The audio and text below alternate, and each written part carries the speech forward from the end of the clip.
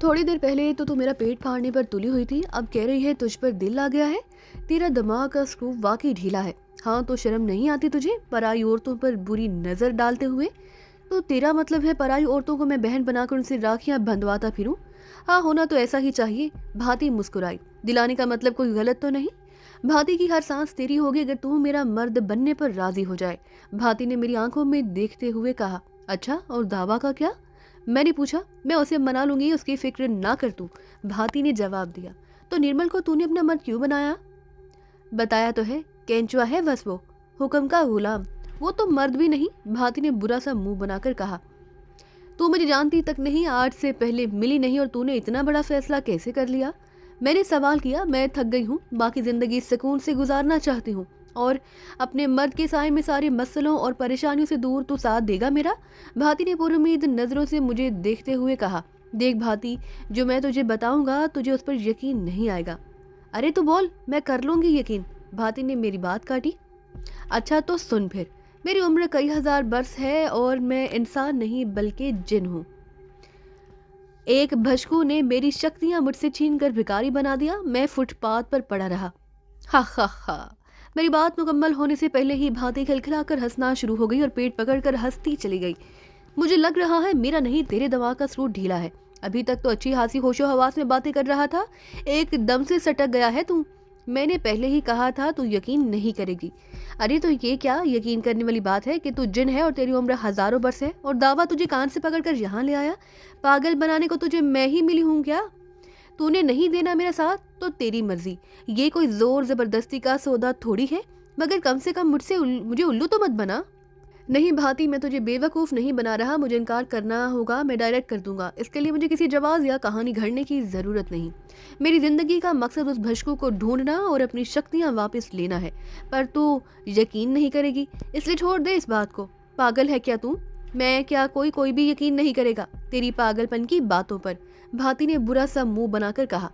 अच्छा छोड़ इस बात को, ये बता कि दावा को ये डर नहीं होता कि जिस मर्द या औरत को यहाँ छोड़ेगा भाग भी सकता है वो? मैंने पूछा। क्यों भागेगा? दावा जिसे भी यहाँ लाता है कोई ना कोई ख्वाब दिखाकर लाता है। यहाँ आने वाला हर शख्स मर्द हो या औरत अपनी मर्जी से आते हैं। भांति ने जवाब दिया। अभी हम बात कर रहे थे कि बाहर गाड़ी रुकने की आवाज आई तो भांति चौंक गई। ये कैसे वापस आ गया इतनी जल्दी? उसने बड़बड़ाते हुए कहा। कौन? मेरी सवालिया नजरों से उसे देखा। दावा, और कौन आ सकता है यहाँ मोटर गाड़ी पर? उसी वक्त दावा अंदर दाखिल हुआ। उसके हाथ में कागज का शापर था जो उसने अंदर आकर भांति की तरफ बढ़ा दिया और एक तरफ पड़ी कुर्सी पर बैठ गया। इस बार बहुत जल्दी आ गया रे तू, और ये शराब भी उठा लाया? मतलब रात यहीं रुकेगा तू? भांति ने दावा से सवाल किया। नहीं, बस इसे संभाल दे तू और आकर इधर बैठ, जरूरी बात करनी है। तेरा नाम क्या है रे? दावा भांति को हिदायत देकर मेरी तरफ मुतवज्जा हुआ। बद्रीनाथ। मैंने अपने दिमाग में आने वाला पहला नाम दोहरा दिया। बैठ, इधर आकर बैठ मेरे पास। मैं कुर्सी खींचकर दावा के सामने बैठ गया। जिंदगी बदलना चाहता है अपनी? दावा ने मेरी आंखों में देखकर सवाल किया। कौन नहीं बदलना चाहता, मैं तो वैसे ही फुटपाथ। कम बोला कर। दावा ने मेरी बात काट दी। भांति भी सामान रखकर वापस आ चुकी थी और कुर्सी लेकर हमारे पास आकर बैठ गई। मेरे सारे 2 नंबर धंधे करता हूँ, लड़की, दारू, नशा, हर काम। तू आत्मा परमात्मा को तो नहीं सोचता ना? पापी पेट सोचने किधर देता है ये सब? मैंने इस बार मुख्तसर जवाब दिया। हाँ, अच्छा है अपने धंधे में ये सब सोचने वालों की जगह भी नहीं। पिछले दिनों एक एनकाउंटर में मेरा हाथ आदमी मारा गया जिससे मुझे बहुत नुकसान हो रहा है। तुम बेफिक्र हो जाओ, मैं हर तरह। चुप बे ससुरे, चेपदी और चेपदी का शोरबा। तू मेरा धंधा संभालेगा तू? दावा ने मेरी बात काट दी। मुझे गुस्सा तो बहुत आया मगर मैं बर्दाश्त कर गया। अगर दावा को मेरी असलियत पता चल जाती तो उसकी धोती में ही पेशाब निकल जाता। मगर मैं अभी इंसानी रूप में था और अपनी शक्तियाँ खो चुका था, तो मुझे इंसान ही की तरह चलना था। भांति तो शहर में रह चुकी, ऊंची नीची हर जगह पर जा चुकी, पर तुझे तुझे अभी बहुत कुछ देखने और सीखने की ज़रूरत है। खटमंडू में मेती देवी टेम्पल के पास मेरा एक ठिकाना है जो हाली है, तुम दोनों वहाँ चले जाओ। भांति से अदब अदाब सिखा, अच्छी बुरी जगहों पर उठना बैठना और बड़े लोगों की तरह पेश आना सिखा। मुझसे क्या काम लेना चाहते हो तुम? मैंने डरते डरते सवाल किया। जवाब में दावा ने मुझे घूर कर देखा। मुझसे क्या काम? मतलब अगर पता हो तो मैं इस हिसाब से मेहनत करूँ वैसा बनने की, मैंने वजाहत की। चुप कर जा तू, बोला है ना कि कम बोला कर मेरे सामने। भांति तू जा, सामान बांध अपना, बाहर ड्राइवर खड़ा है, वो तुम लोगों को इधर छोड़ आएगा, मैं यहीं रुकूंगा। और ये पकड़। दावा ने बड़े नोटों की गड्डी निकालकर भाती की तरफ बढ़ाई। खर्चा पानी रख, उसके कपड़ों जूतों का इंतजाम कर। भाती ने नोटों की गड्डी लेकर हाथ में थाम ली और उठकर अंदर कमरे की तरफ बढ़ गई। दावा खुद को कोई बहुत बड़ा तरमहान बदमाश समझता था और शायद हो भी, इसलिए उसके लहजे और बातों में इतनी रौनक थी और अपने सामने वो किसी को कुछ नहीं जानता था। फिलहाल खामोश रहना मेरी मजबूरी थी कि मैं एक आम आदमी के रूप में था और अपनी शक्तियां भी खो चुका था, तो बेहतर यही था कि जो हो रहा है उसे बर्दाश्त किया जाए। मगर मैंने सोच लिया जल्द से जल्द मैं काली जादू की कोई ना कोई शक्ति हासिल कर लूंगा। इसका चिल्ला काटने के लिए मुझे सुकून और तन्हाई की ज़रूरत थी। जो उम्मीद थी उस नए ठिकाने पर मिल जाती। उस भशकू ने मुझे संभालने का मौका नहीं दिया और ऐसे वक्त में वार किया जब मैं शहर के जिस्म में था और मेरी ज़्यादातर शक्तियाँ बेअसर थीं। उसके जिस्म से बाहर आते ही भशकू ने मुझे बेदस्तो पा कर दिया। मुझे उससे इंतकाम लेना था और अपनी शक्तियाँ वापस हासिल करनी थी। यही मेरी ज़िंदगी का मकसद था। अब भाती कुछ देर बाद कमरे से वापस आई तो उसके हाथ में एक बैग था जिसमें शायद उसके कपड़े और दीगर सामान था। ठीक है, जाओ तुम दोनों, और बद्री कहीं इधर उधर गायब होने की कोशिश मत करना। तू पाताल में भी चला जाएगा तो मैं वहां से भी तुझे निकाल कर ले आऊंगा। मुझे धोखा देने की कोशिश मत करना कभी भी। मैं तुझे जिंदगी बदलने का मौका दे रहा हूँ, मुझे निराश मत करना। दावा ने धमकी आमेज लहजे में मुझे तंबीहा की। बेफिक्र रहो उस्ताद, तुम्हारी मर्जी के खिलाफ कुछ नहीं होगा। मैंने दिल ही दिल में उस पर लानत भेजते हुए मगर बज़ाहिर मुस्कुराते हुए कहा, एक बार मेरी शक्तियां वापस आ जाएं, तेरे जैसे बदमाश मेरे लिए चूंटी की हैसियत भी नहीं रखते। ये मेरे दिमाग में उठने वाले ख्यालात थे फिलहाल, जिनका इजहार करने की पोजीशन में नहीं था मैं। 2-3 घंटे बाद और मैं और भाती उस मकान में मौजूद थे जो दावा का खुफिया ठिकाना भी था। रास्ते में आते हुए भाती ने मेरे लिए कपड़े, जूते और दीगर कुछ सामान भी खरीदा, इसलिए ज़रूरत से ज़्यादा वक्त लग गया। ये 3 कमरों का एक मकान था जिसमें ज़रूरियात ज़िंदगी के तमाम लवाजमात मौजूद थे, हत्ता कि किचन में राशन तक मौजूद था। इसका मतलब यही था कि ये जगह दावा के मुस्तकिल हिस्सों में आकर बैठ गए। भाती चाय बना लाई और हम चाय पीते हुए बातें कर रहे थे। तेरा क्या ख्याल है भाती, दावा मुझसे क्या काम लेना चाहता है? मैं कुछ नहीं कह सकती। हो सकता है लड़कियों को घेरने के लिए तुझे इस्तेमाल करे, ये भी मुमकिन है। उसके दिमाग में कुछ और चल रहा हो जो मेरी तेरी सोच से हटकर हो। मगर ये तय है कि कुछ खास बात है, तभी उसने तेरे साथ मुझे यहाँ भेजा। ऐसा पहले कभी नहीं हुआ। एक बात बता भाती, अगर मैं भागना या गायब होना चाहूँ तो मेरा साथ देगी तू? मैंने उसकी आंखों में देखते हुए सवाल किया। तुझे दावा की पहुंच का अंदाजा नहीं है शायद? उसकी जड़ें बहुत दूर तक फैली हुई हैं। अगर तू उससे भागना चाहता है तो फिर ये मुल्क छोड़कर किसी दूर दराज जगह पर जाना पड़ेगा जहां उसका साया भी ना पहुंच सके। मगर तू भागना क्यों चाहता है रे? मैंने तुझे कहा था अगर तू मेरा मर्द बनने पर राजी हो जा तो मैं दावा को मना लूंगी। तेरा मनाना? मैंने मुंह बनाया। बात तो वही है ना कि उसकी गुलामी और उसके जेर असर ही रहना पड़ेगा। हाँ, मगर वो अच्छों के साथ बहुत अच्छा है, मगर बुरों के साथ उनसे ज्यादा बदतर। अगर तू चाहे तो छोड़, मैं कहीं भागने का नहीं सोच रहा, ऐसे ही बात कर रहा था मैं। ये बता तू नापाक कब होगी? मेरी बात सुनकर भाती के चेहरे पर अजीब से तासुरात उभर आए। अजीब पागल मर्द है तू। मर्द ये पूछते हैं औरत से कि कब पाक होगी, कब नापाक? अरे तेरा दिमाग खिसका हुआ है क्या? तू अपने नन्हे से दिमाग पर जोर मत दे, जो पूछा है उसका जवाब दे। 3 दिन बाद। मगर तू पूछ क्यों रहा है? क्या करना है तुझे? मुझे खून चाहिए थोड़ा सा, मैंने जवाब दिया। छी, कैसा गंदा आदमी है रे तू। बात करते करते अचानक भाती की आंखों में चमक उभरी। तो किसी जादू टूटने के चक्कर में तो नहीं? तू नहीं मानेगी मेरी बात, मगर मैंने एक बात भी तुझसे झूठ नहीं बोली थी भाती। मैं इंसान नहीं हूँ, मगर इस बात को मैं साबित नहीं कर सकता क्योंकि मेरे पास मेरी शक्तियाँ नहीं अभी, वरना दावा जैसे मेरे पाँव की धूल भी नहीं। भाती बेयकीनी से कुछ देर मुझे देखती रही। तो क्या करना चाहता है मुझे बता, मुझसे जो हो सका जरूर करूंगी, मगर ये जादू टूने के कामों में किसी अच्छाई की उम्मीद नहीं होती। नहीं भाती, ऐसा नहीं है। मैं जादू की कोई शक्ति हासिल करना चाह रहा हूँ जिससे कम से कम इस काबिल हो सकूं कि अपने छोटे मोटे मसले हल कर सकूं। तो इसके लिए चिल्ला काटेगा कोई? हाँ, मैं कुछ चीज़ें जानता हूँ, अगर वो मैं कर लूँ तो कुछ शक्तियाँ हासिल कर लूँगा, मगर मुझे 21 दिन नापाक रहकर अमल करना पड़ेगा। तो काली जादू का अमल करना चाहता है या सफली? ना ये काला जादू है ना ये सफली जादू है, समझ ले ये दोनों बल्कि तीनों जादुओं का मिक्सचर है। किस चीज़ का अमल? कौन सी शक्ति हासिल करना चाह रहा है तू? नादीदा होने की, मैंने जवाब दिया। दूसरों की नज़र से पोशीदा रहकर बहुत से काम से अंजाम दिए जा सकते हैं। अजीब जिन है तू। भाती हंसी। अब तो चिल्ले काट कर जादू की शक्तियां हासिल करना चाह रहा है, इसमें हंसने की क्या बात है? मेरे पास अपनी शक्तियां बहुत थी, मगर हाँ हाँ, भशकू ने शक्तियां छीन ली, सुन चुकी हूँ मैं ये कहानी। भाती ने मेरी बात काटी। ये बता कि नादीदा होने का अमल तू करेगा, कहाँ पर और कितना वक्त लगेगा, कितनी देर का होगा? भाती ने पूछा। ये जो छोटा सा स्टोर है उसे ठीक करके यहाँ कर लूँगा अमल, और रोज़ रात को करना पड़ेगा। अमल 3 से 4 घंटे का होगा, मगर इसके लिए मुझे कुछ सामान चाहिए, वो लाना पड़ेगा। हाँ तो क्या मसला है, सुबह जाकर ले आएंगे बाजार से, भाती ने कहा। अबे ये दाल चावल थोड़ी है जो परचून की दुकान से ले जाकर ले आएंगे। हसार कायम करने के लिए कुछ सामान चाहिए, फिर इंसानों की खोपड़ी और रान की हड्डी चाहिए, और भी काफ़ी कुछ है। मेरी बातें सुनकर भाती की आंखें खुल गईं। तो खोपड़ी किधर से मिलेगी और ये हड्डी? ये कोई दुकान पर बिकने की चीज़ थोड़ी है। तो किन चक्करों में पड़ रहा है बद्री? दावा को भनक भी लग गई तो तेरे साथ मैं भी मारी जाऊंगी। डरती है क्या तू? मैंने सवाल किया। हाँ, बिना मकसद के कुत्ते की मौत मरने से डरती हूँ मैं, जब कोई साथ भी ना हो, जिंदगी का कोई महफूज आसरा भी ना हो, भाती ने शिकवे के अंदाज में मुझे कहा। बेफिक्र है भाती, अगर मैं कामयाब हो गया तो वादा, मैं तुझे कभी अकेला नहीं छोड़ूंगा। तू वो जो जान जाएगी मैं इंसान ज़ाद नहीं हूँ, और हाय, एक जिन मेरा मर्द, कितना मज़ा आएगा ना। पर तू तो बता रहा था कि तेरी उम्र हज़ारों बरस है, इतने बूढ़े खोसे जिन का मैं क्या करूँगी? भाती ने शरारती लहजे में कहा। भाती अब तक मेरी बातों को मजाक समझ रही है, मगर उसे यकीन दिलाने का मेरे पास कोई तरीका नहीं था। अच्छा चल अब सोते हैं, जा तू सो जा अपने कमरे में, मुझे भी नींद पूरी करनी है, फिर दिन में निपटाने हैं बहुत से काम। ठीक है जाती हूँ, पर रात को डर लगेगा तो मेरे कमरे में मत आना, कटारी रखती हूँ पास, और हाँ कोई मेली आंख से देखेगा तो उसका पेट फाड़ सके। ठीक है जा सो जा, नहीं आता मैं, कोई शौक नहीं अपना पेट फड़वाने का। भाती खिलखिलाती हुई हंसती हुई अपने कमरे की तरफ बढ़ गई, और मैं भी दूसरे कमरे में आकर बिस्तर पर दराज हो गया। सबसे पहला काम तो मुझे कोई ना कोई शक्ति हासिल करनी थी, जिससे मैं अपने मसाइल से निपट सकूं, और मेरी नज़रों में सबसे ज़्यादा ज़रूरी नादीदा होने की शक्ति थी, जिसे हासिल करके मैं ना सिर्फ बहुत से मसाइल से बच सकता था, बल्कि बहुत से मामला से भी निपट सकता था।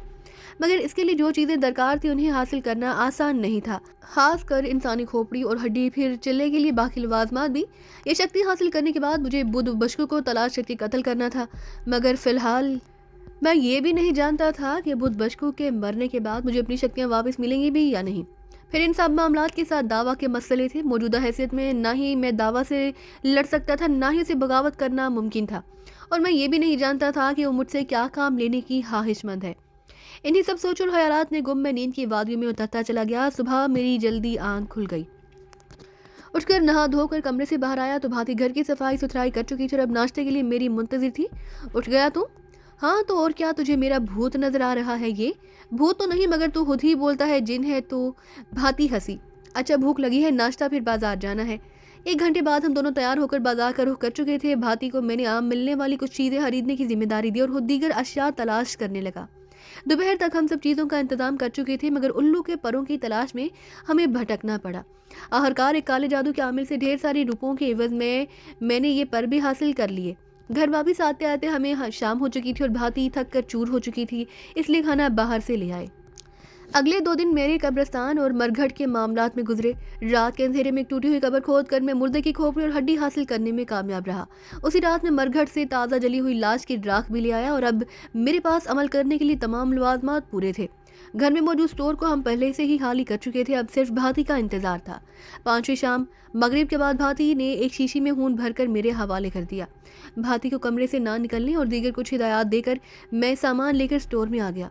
सबसे पहले मैंने छुरा निकालकर उससे हसार कायम किया और सिंदूर का दायरा बना दिया। उसके बाद मैंने खून, चर्बी और तेल वगैरह को मिलाकर खोपड़ी में डाला और रुई की लंबी सी बत्ती बनाकर उसमें डबो दी। उसके बाद मैंने उल्लू के परों और बरमल को सामने रख लिया। सारे काम मुकम्मल करके मैंने खोपड़ी में मौजूद रुई की बत्ती को आग लगाई और मंत्र पढ़ना शुरू कर दिया। मोहनी माता भूत पिता भूत सरबताल उड़ी उड़ी काली नागनी जो जा लाग, ना खड़े सिख ना लेटे सुख ना सोए सुख, चलो मंत्र फिर तमाशा काली माता शब्द दिखा जा। ये काफ़ी लंबा मंत्र था जो मुझे 399 दफ़े पढ़ना था। एक रोज़ का चिल्ला काट कर ये मंत्र शुद्ध हो जाता। उसके बाद मैं उसे इस्तेमाल करके नादीदा होने की शक्ति हासिल कर लेता। मैं हर रोज़ रात को ये मंत्र पढ़ता रहा। दरमियान में मुख्तलिफ बलाओं वगैरह के हमले होते रहे, मगर मैं जानता था कि कोई चीज़ हसार के अंदर दाखिल नहीं हो सकती, इसलिए मैं मुतमईन था। दिन में भाती और मैं मुख्तलिफ होटलों और तफरीही मकामात पर घूमते रहे।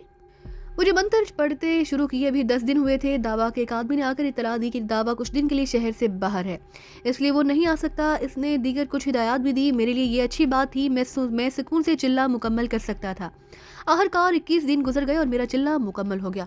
मैं रात को 3:30 बजे चिल्ला मुकम्मल करके उठता था। भाती को इल्म था आज मेरी आखिरी रात है चिल्ला मुकम्मल होने की, इसलिए वो भी जागती रही। आखिरी रात काफ़ी मुश्किल साबित हुई, मगर हसार की वजह से मैं महफूज रहा, डर का तो कोई सवाल ही नहीं था। 21 दिन मुशक्कत में तो गुजरे, मगर खुशी थी कि कम से कम एक शक्ति हासिल कर चुका हूँ। मैंने हसार खत्म किया, सारा सामान समेटा और मंत्र पढ़कर नादीदा होकर कमरे से बाहर आ गया। भाती दूसरे कमरे में मेरी मुंतजिर थी। नींद उसकी आंखों में भरी हुई थी, मगर साथ ही तजस्सुस से सोने नहीं दे रहा था। खुशी से मेरा कोई ठिकाना नहीं था। अब दावा या कोई भी इतनी आसानी से मुझ पर हावी नहीं हो सकता था। मैं कमरे से निकलकर भाती के बराबर सोफे पर आकर बैठ गया। भाती की नज़रें स्टोर के दरवाजे पर जमी हुई थी। नादीदा हालत में ये मेरा इख्तियार था कि अपने जिस्म को मुजस्सिम रखूं या लतीफ़। लतीफ़ जिस्म की हालत में किसी भी दरवाजे या दीवार के आर पार जाना मुमकिन था, मगर मैं किसी चीज़ को छू या पकड़ नहीं सकता था। ना ही मेरी आवाज़ कोई और सुन सकता था। देखने का तो कोई सवाल ही पैदा नहीं होता। नादीदा हालत में बात करने या किसी चीज़ को छूने वगैरह के लिए मुझे अपने जिस्म को मुजस्सिम करना पड़ता। मगर इस वक्त मैं लतीफ़ हालत में भाती के सामने बैठा था, मगर वो उससे अनजान स्टोर की तरफ देख रही थी। मैंने नादीदा हालत में अपने जिस्म को मुजस्सिम किया और एक उंगली उसकी टांग पर नीचे से ऊपर फेरनी शुरू की। भाती उछल पड़ी। वो समझी शायद कोई कीड़ा है। उसने अपनी उंगली से अपनी टांग झाड़ी, मगर तब तक मैं अपना हाथ हटा चुका था। अचानक मैंने मंत्र पढ़कर खुद को जाहिर कर दिया। भाती को चंद लम्हों बाद एहसास हुआ कि कोई उसके बराबर में बैठा है। उसने गर्दन मोड़ कर देखा और एक जोरदार चीख उसके मुंह से निकल गई। उसकी आंखें खौफ से फट रही थी। तू तू इधर कैसे आ गया? भाती फटी फटी नजरों से मुझे देख रही थी। हालांकि पहले दिन से अब तक हर बात हर चीज़ उसके इल्म में थी और वो ये जानती थी कि मैं नादीदा होने का अमल कर रहा हूँ। मगर सोचना और अपने सामने कुछ माफूकुल फितरत होते देखना, दोनों में ज़मीन आसमान का फ़र्क होता है। भाती भी इसी कैफियत का शिकार थी। पागल हो गई है क्या? तुझे नहीं पता मैं अमल कर रहा था नादीदा होने का? आज मेरे अमल की आखिरी रात थी। अमल कामयाब रहा भाती। बहुत देर बाद मैं भाती को यकीन दिला पाया और उसकी हालत एतदाल पर आई। भाती ने गहरी नज़रों से मुझे देखा। नहीं बद्रीनाथ, ये जो कुछ भी तेरा नाम है, भाती हार गई तुझसे। आज से भाती तेरी है। तो स्वीकार कर या ना कर, ये तुझ पर है। तू मेरा मर्द बन जा और मुझे नौकरानी बनाकर रख, मगर तेरे अलावा कोई मर्द मेरी ज़िंदगी में कभी नहीं आएगा। ये वादा है भाती का। मैं हारे से भाती को देखता रह गया। भाती, तो शायद अब भी इस बात पर यकीन नहीं करती कि मैं आदमजाद नहीं हूँ। किसी आम आदमी के लिए ये चिल्ला मुकम्मल करना आसान नहीं था। चिल्ले के दौरान तरह तरह की बलाओं ने और भयानक शक्लों वाले जादुओं के बैरों ने मुझ पर हमला किया, मगर मैं जिन हूँ, इसलिए मेरा उन तमाम चीज़ों से खौफजदा होना मुमकिन नहीं था। तुझसे पहले हज़ारों बरस में कई लड़कियाँ मेरी ज़िंदगी में आईं, मगर हर एक 10, 20, 50 साल में मर जाती है। मेरा अब मन नहीं करता किसी से दिल लगाने का, ये किसी को ज़िंदगी में शामिल करने का, क्योंकि आखिरकार वो फना हो जाती है और मेरा दिल गम से बोझल हो जाता है। आज नहीं तो कल इस बात पर भी यकीन कर लेगी कि मैं जिनजाद हूँ, जिसे तूने मुझे नादीदा होने की शक्ति हासिल करते देखा है। मैं तुझे अपना भी बना लूँ तो भी तू चंद बरस तक साथ रह लेगी। आखिरकार हर इंसान की तरह तुझे भी एक दिन मरना होगा। तब तेरा बिछड़ना मुझे बहुत तकलीफ देगा। मैं हज़ारों बरस से जिंदा हूँ और मजीद जाने कितने बरसों जिंदा रहूँगा। तू मेरा साथ नहीं दे सकेगी और मैं तुझे धोखे में नहीं रखना चाहता। भाती खामोशी से मेरी बातें सुनती रही और इस बार उसने मेरी बातों का मजाक नहीं उड़ाया। हाँ, शायद इस बात पर किसी के लिए भी यकीन करना आसान नहीं कि तू जिन है, मगर मैं मान लेती हूँ कि तू जिन है, तब भी मैं तेरे साथ रहना चाहती हूँ। इसका कोई तो रास्ता होगा ना? भाती ने मेरी आंखों में झांका। हाँ, मुमकिन है। जादू के जोर से तू अपनी रूह को दूसरे बदन में मुंतकिल कर सकती है अगर एक जिस्म मर जाए तो, मगर तुझे उस मुकाम तक पहुँचने के लिए बरसों की रियाजत दरकार होगी और मैं तेरे साथ के लिए तेरे लिए सब कुछ कर सकती हूँ अगर तू मुझे स्वीकार कर ले। भाती ने मेरी बात काटी। मैं आज बल्कि अभी इसी लम्हे से वो सब करने को तैयार हूँ जो तू बोलेगा। एक बात पूछो बद्रीनाथ, तेरा असली नाम क्या है? नहीं, मेरा असली नाम शाशीन है और मेरा कबीला समांतर है जो कोहे हिंदू कश के दामन में आबाद है। अच्छा शाशीन, मुझे बता कि मुझे अमर होने के लिए क्या करना पड़ेगा, और सच बता, वाकई अमर होना मुमकिन है? हाँ भाती, मुमकिन है। आहिस्ता आहिस्ता तुझे मेरी सारी बातों का यकीन ना जाएगा।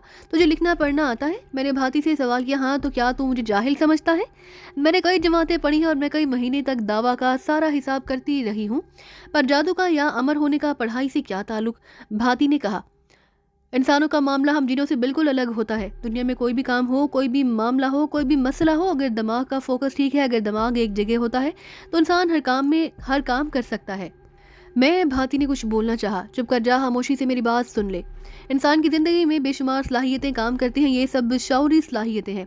मसलन महसूस करना, सुनना, सूंघना, देखना, चखना, बोलना, छूना, पकड़ना, चलना, सोना, बेदार होना वगैरह। जब कोई शख्स किसी सलाहियत को हासिल करना चाहता है तो वो उस सलाहियत से नावाकिफ होता है। किसी भी सलाहियत को हासिल करने के लिए उसकी तवज्जो, उसका फोकस या इर्तिकाज़ अगर 100% नहीं होगा तो वो कामयाबी हासिल नहीं कर सकता। तेरे साथ तो कोई ख़ास मसले नहीं है ना ही मामलात, मगर अगर एक औरत, आम औरत या मर्द की सोच झंझट होते हैं, पढ़ाई लिखाई, फैमिली, खानदान, ससुराल, झगड़े, पसंद नापसंद और बहुत कुछ। अगर कोई शख्स अपना फोकस या इर्तिकाज़ ठीक कर लेना तो वो सिर्फ अपने सारे मसाइल को हल कर सकता है, बल्कि हर किस्म की जहनी परेशानी, फ़िक्र और गम से छुटकारा हासिल कर सकता है।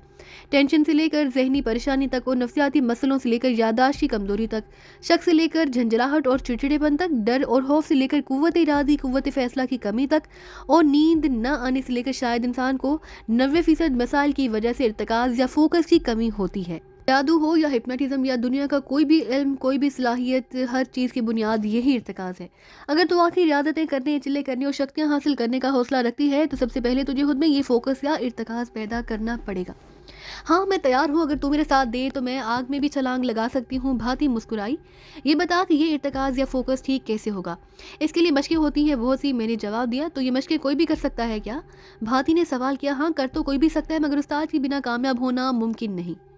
किस मश्क का क्या नतीजा निकलेगा, कब मश्क बदलनी है, कब वक्त कम या ज़्यादा करना है, और ऐसा बहुत कुछ होता है जो एक माहिर उस्ताद ही बता और करवा सकता है। बस खुद से करने में उल्टा नुकसान का अंदेशा भी रहता है, और जैसे इन सब चीज़ों का इल्म ही नहीं, वो उनसे फ़ायदा भी नहीं उठा सकता।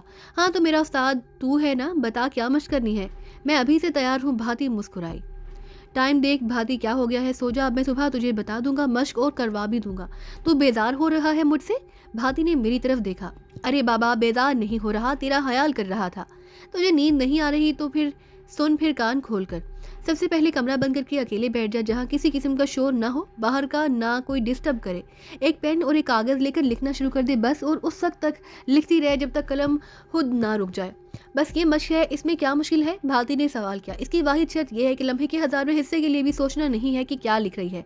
बिना सोचे बस लिखते जाना है। जो ख्याल दिमाग में आए उसे कागज़ पर उतारते जाना है। 2 मिनट लगे या 10 मिनट, आखिर दिमाग खाली हो जाएगा और उसके बाद सोचना पड़ेगा कि क्या लिखूं, तब बस रोक देना है।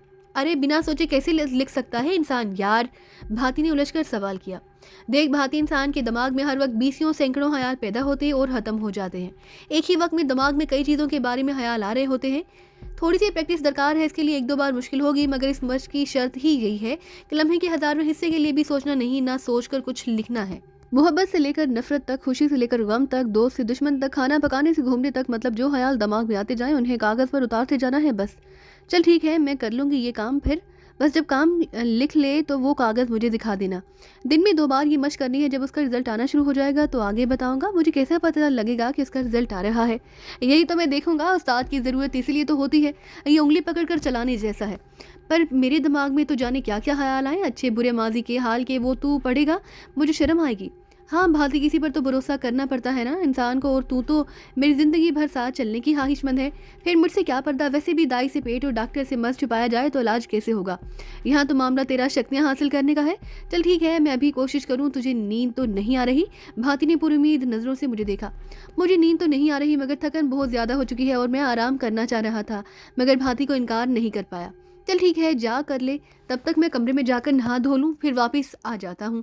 भाती उठकर अपने कमरे की तरफ, कमरे में आकर मैं नहाने लगा और कपड़े तब्दील करके बिस्तर पर आ गया। यकीनन भाती मश्क में मसरूफ़ थी। जैसे ही मश्क मुकम्मल होती वो कमरे में आ जाती। मैंने जो नादीदा होने की शक्ति हासिल की थी उसमें मुझमें बहुत ज़्यादा हौसला और ताकत पैदा हो गई थी। दावा जैसे लोगों से निपटना अब मेरे लिए आसान था। मैं लेटा आने वाले वक्त के बारे में सोच रहा था कि भाती कमरे में दाखिल हुई। उसके हाथ में 2-3 कागज़ है। ये देखकर शाशीन मैंने लिख लिया तो मुझे बद्री बुलाया कर शाशीन की बजाय। मैंने भाती से कहा, क्यों रे, शाशीन भी अच्छा नाम है ना? हाँ, मगर मैं दावा को अपना नाम बद्री बता चुका हूँ, अब वो शक में पड़ जाएगा। तो मंत्र पढ़कर गायब हो जाना। भाती खिलखिलाई। मतलब तू मुझे शाशीन पुकारेगी, दावा को पता चलेगा कि मेरा नाम बद्री नहीं शाशीन है और मैंने झूठ बोला था? वो शक में आएगा या कोई कार्रवाई करेगा तो मैं मंत्र पढ़कर गायब हो जाऊँगा और पागल कुत्ते को पीछे लगा लूँ, और इस एक शक्ति के बलबूते पर। मगर तूने बाज नहीं आना। अच्छा ना बद्री, ये देखना, बता ठीक ही है मश्क? यार जब मैं लिखने बैठी तो समझ में नहीं आ रहा था। लिखने की स्पीड तो कम होती और ख्यालात तो बिजली की तरह आते और निकल जाते हैं, कुछ चलते रहते हैं दिमाग में। हाँ, असल में मैं उसकी मिसाल तो ऐसे समझ ले जैसे कोई बागीचा हो जिसमें फूल पौधे, दरख्त, झाड़ियाँ, टूटे पत्ते, टहनियाँ और केंचुओं से लेकर बीसियों चीज़ें होती हैं। ये जो मश्क है ये लाजमी नहीं कि किसी इबारत के पैराग्राफ की तरह हो। कभी कोई जुमला, कोई लफ्ज़, फिर 1-2 जुमले, फिर कुछ लफ्ज़, मतलब जिस तरह से दिमाग में ख्याल आते उतारते जाना है। हवा सिंगल अल्फाज हो, मुकम्मल जुमले हों, टूटे फूटे जुमले या फिर कोई पैराग्राफ। मैंने भाती के हाथ से कागज़ ले लिए। भाती ने नामोज होते ही मेरी बात को काफ़ी बेहतर अंदाज में समझकर मश की, बिल्कुल वैसे ही जैसे मैंने उसे अब वजाहत की थी। कहीं टूटे फूटे बेरब जुमले, कहीं अल्फाज और कहीं पैराग्राफ नुमा इबारत। बहुत अच्छे भाती। मैंने सताइश से उसे देखा और कागजात उसकी तरफ बढ़ा दिए। वाकई मुझे शर्म भी आ रही थी, देख क्या कुछ लिख दिया, अजीब लग रहा है। पर फिर सोचा तो उस्ताद भी है और तुझे अपना मर्द भी माना है, तो तुझसे क्या छुपाना। अच्छा क्या तूने अब जाकर सो जा, थकन से मेरा भी बुरा हाल है। ये दिन में 2-3 बार प्रैक्टिस किया कर। जाऊं मैं वाकई? भाती ने शरारती नजरों से मुझे देखा। हाँ जा, इस वक्त नींद और थकन से बुरा हाल है मेरा। चल ठीक है सो जा, नहीं करती तंग। भाती मुस्कुराई और कमरे से बाहर निकल गई तो मैंने सुकून का सांस लिया और आंखें बंद करके सोने की कोशिश करने लगा। सुबह आंख दावा की आवाज़ के साथ खुली। फ्रेश होकर मैं कमरे से बाहर आया तो भाती और दावा नाश्ता कर रहे थे। मैं भी उनके साथ नाश्ते में शामिल हो गया। बद्री, मुझे भाती ने बताया था कि तू पढ़ा लिखा भी है। मेरा काम आसान हो गया ज़रा। तुम दोनों तैयारी कर लो, जहाँ से तुम लोगों को सरहद पार जाना है। सरहद पार? मैंने दावा को देखा।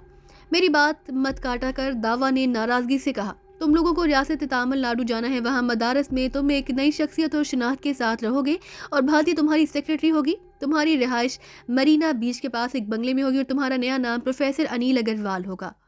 2-4 दिन में तुम्हारे कागजात बनकर आ जाएंगे। मैंने भाती को सब कुछ समझा दिया वैसे, और पैसे भी देकर जा रहा हूँ। तुम लोग अपने नए रूप के हिसाब से कपड़े और दीगर चीज़ें खरीद लो। उसके बाद यहाँ से रवानगी। दावा अपनी बात मुकम्मल करके खामोश हो गया। दावा पढ़ा लिखा होना अलग बात है, मगर प्रोफेसर, किस चीज़ का प्रोफेसर? और काम क्या होगा वहाँ मेरा? मैंने उलझते हुए पूछा। अबे बहरा है क्या? बताया तो है, मैंने भाती को सब समझा दिया है। मैं जाऊँगा बस। दावा अपनी बात मुकम्मल करके उठ गया। मुझे गुस्सा तो बहुत आ रहा था, मगर भाती ने आंख के इशारे से मुझे पुरसुकून रहने का कहा। दावा चला गया तो भाती ने गहरा सांस लिया। तो इतना गुस्सा क्यों करता है रे? तो और क्या करूं, साला बात इस तरह करता है जैसे हम उसके गुलाम हैं। अपने पाँव मजबूत करो पहले प्रोफेसर साहब, दावा से निपटने के लिए उम्र पड़ी है। भाती मुस्कुराई। अरे हाँ, भाड़ में डाल, उसे ये बता के क्या नया शोशा छोड़ा है उसने, प्रोफेसर वाला। दावा के मंसूबे के मुताबिक तुझे वहाँ इल्म नजूम का प्रोफेसर बनकर रहना है। नजूम पामिस्ट्री और अमलियात वगैरह का धंधा करना है, मगर ज़रा ऊंचे पैमाने पर और पढ़े लिखे तरीके से। भाती ने तफसील बताई। मुझे नजूम या इन सब चीज़ों की अलिफ बे भी नहीं आती। मैं कैसे करूँगा? ये सब करना थोड़ी है। लोगों को बेवकूफ़ बनाकर माल समेटना है बस। तेरे पास आने वाले लोग अमीर कबीर लखपति होंगे, उनसे माल समेटना है तूने। इसमें क्या मुश्किल काम है? मगर भाती, इस काम में इतना पैसा है क्या? हाँ पैसा तो बहुत है, मगर इतना नहीं कि जो धंधे दावा करता है उसकी बराबरी हो सके। मेरा ख्याल है दावा उसकी आड़ में कोई और खेल खेलना चाहता है। जिस जगह की वो बात कर रहा है वहाँ आम आदमी रहने का तस्वुर भी नहीं कर सकता। महंगा तरीन इलाका है वो, और फिर वहाँ की रिहाइश। पर भाती, हमें इन सब चीज़ों की क्या ज़रूरत है? तुझे अंदाज़ा नहीं शायद जो शक्ति मैंने हासिल की है उससे मैं क्या कुछ कर सकता हूँ। हाँ जानती हूँ, अंदाज़ा है मुझे थोड़ा बहुत, मगर ज़रूरत क्या है? मैंने कहा ना, जो काम आसानी से हो रहे हैं होने दे। दावा तेरे कागजात और सारी चीज़ें तैयार करवा देगा, तेरी नई शनाख्त बन जाएगी, फिर मजबूत हैसियत भी। वहाँ तो इसी चीज़ का प्रोफेसर बनने का नाटक करेगा ना, तो नाटक के साथ और शक्तियाँ भी हासिल करने की कोशिश कर लेना। इस एक शक्ति की मदद से ना तो उस भजकू के मुकाबले ला सकता है, तू ना उसका मुकाबला कर सकता है। बकौल तेरे वैसे ही जिन है, चंद साल भी गुजर जाए उस सब में तुझे क्या फ़र्क पड़ता है भाती हंसी। जिस दिन मैंने अपना रूप वापस हासिल कर लिया ना, तो ये जो तेरे दांत निकल रहे हैं ना, बंद हो जाएगा मुंह। उफ उफ, जिन कितना मज़ा आएगा ना, मेरा मर्द एक जिन। तेरा वाकई स्लूट ढीला है। असली रूप में मेरा कद देखकर ही तेरा दम निकल जाएगा। नहीं निकलता, फिक्र मत करो प्रोफेसर साहब, और तैयारी पकड़ो। बाहर चलें, अब सामान खरीद लाएं। दावा कहकर गया है कि आजकल मैं तैयारी कर लो और तस्वीरें भी बनवा लो। इसका आदमी किसी वक्त भी रात को आकर ले जाएगा। तस्वीरें किस लिए? अरे कागजात बनवाने हैं ना, तो बिना तस्वीरों के कैसे बनेंगे? भाती ने झल्लाते हुए कहा। चल ठीक है, मैं आता हूँ तैयार होकर, तू भी तैयार हो जा। मैं भाती से कहकर कमरे की तरफ बढ़ गया। भाती ने बिल्कुल ठीक सोचा था, जो काम आसानी से हो रहे हैं होने दे और अपनी मजबूत शनाख्त बनाकर खुद को मजीद ताकतवर बनाया जाए। रह गया दावा, तो इसमें से जब चाहे जान छुड़वा सकता हूँ, मगर बेहतर था उसके जरिए सारे काम निपटा लिए जाए। 5वें दिन हम मरीना बीच के पास एक बंगले में शिफ्ट हो चुके थे। बंगले पर मेरे नाम का बोर्ड मौजूद था, प्रोफेसर अनिल अग्रवाल, और नीचे एस्ट्रोपामिस से लेकर अमलियात तक बहुत सी चीज़ों की तफसीलात दर्ज थी। मेरा हुलिया मुकम्मल तब्दील हो चुका था और फ्रेंच दाढ़ी और सुनहरे फ्रेम की ऐनक के साथ मेरा रूप काफ़ी मुतासरकिन था। बंगले के ड्राइंग रूम को रिसेप्शन और विजिटिंग रूम बनाया गया था, और अंदर मेरा कमरा हकीकत में किसी माहिर प्रोफेसर का कमरा ही लग रहा था। वसी और इस कमरे में भारी आबनूसी मेज़, एक तरफ किताबों की अलमारी, दीवारों पर पामिस्ट्री और दीगर बहुत सी तस्वीर। मुझे अब तक ये समझ नहीं आ रहा था कि यहाँ कौन लोग आएंगे और कैसे। मैंने ये सवाल भाती से भी किया, मगर उसका हतमी जवाब उसके पास भी नहीं था। दावा ने उसे सिर्फ इतना बताया कि मुकामी खबरात के ज़रिए और क्लबों वगैरह से मैं अपने लोगों के ज़रिए तुम मेरी शोहरत और महारत के किस्से फैलाए जाएंगे। 2-3 तो सुकून से गुजर गए, मगर हमने ज़्यादातर वक्त घूमते फिरते गुजारा।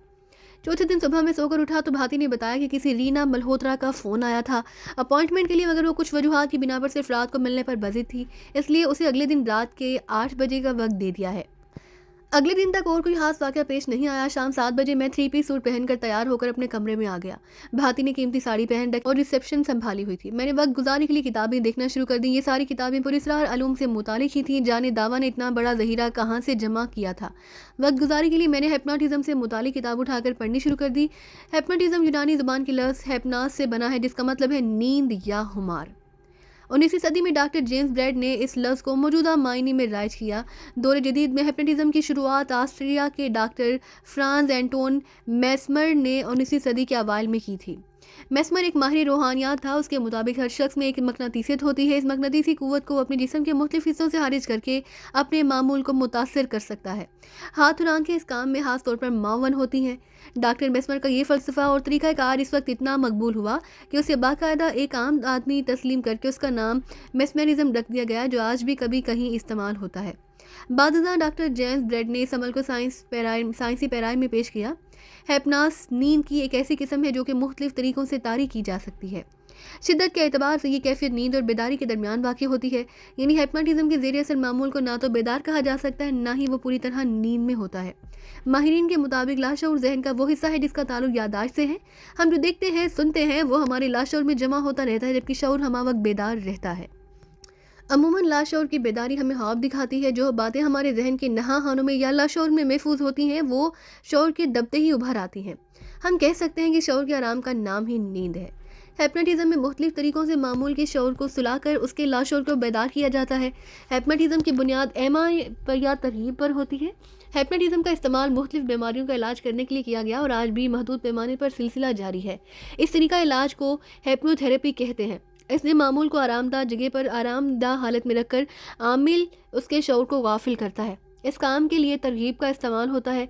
मामूल को बार बार आमिल यकीन के साथ कहता है कि तुम्हें नींद आ रही है, तुम सोने वाले हो, तुम्हारी आंखें भारी हो रही हैं, तुम सो रहे हो। इस तरह के और भी तरीके हैं जिनके नतीजे में मामूल पुरसुकून हो जाता है और नींद की कैफियत में चला जाता है। इस कैफियत को ट्रांस कहते हैं। ऐसे में मामूल के शऊर का बड़ा हिस्सा गफलत में चला जाता है। इस हालत में जब उसको किसी बात की तरगीब दी जाती है तो उसका जहन बिला किसी तरदीद या मुखालफत के उसे मान लेता है। इस तरह ये बात उसे जहन में घर कर जाती है और बेदारी के बाद भी वो उस पर अमल करता है। उसी वक्त इंटरकॉम की घंटी बजी। मैंने रिसीवर उठाया तो भाती की आवाज़ सुनाई दी, सर मिस रीना मल्होत्रा आ चुकी हैं और मुंतज़िर हैं। ठीक है, भेज दो। मैंने किताब एक तरफ रख दी। चंद लम्हों बाद कमरे में एक अप्सरा दाखिल हुई। दराज कद, खुली जुल्फ़े, गंदमी रंगत, झील से आंखें, गुलाबी होंठ, कुशादा पेशानी, स्याह साड़ी, कानों में जगमगाते मोतियों के आवेज़े। बिलाशुबा वो हुस्न का शाहकार थी। मैं कुर्सी पर साकत बैठा उसे देखता रह गया।